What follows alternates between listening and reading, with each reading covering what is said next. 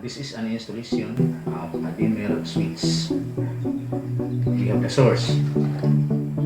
Then this line is for the switch, and the other line is intended for the load. We have one lamp. So this is the actual appearance of a dimmer switch.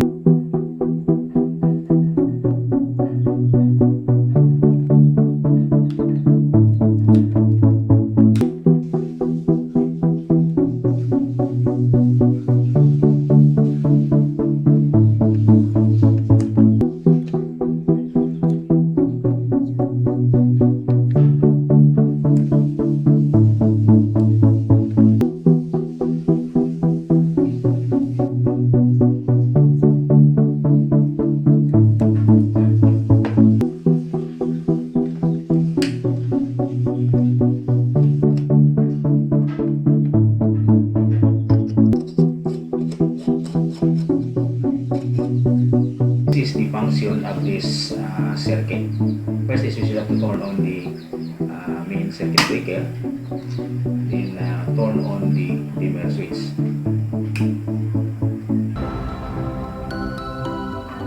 So in this circuit, using dimmer switch, you can decrease or increase the luminance of the load.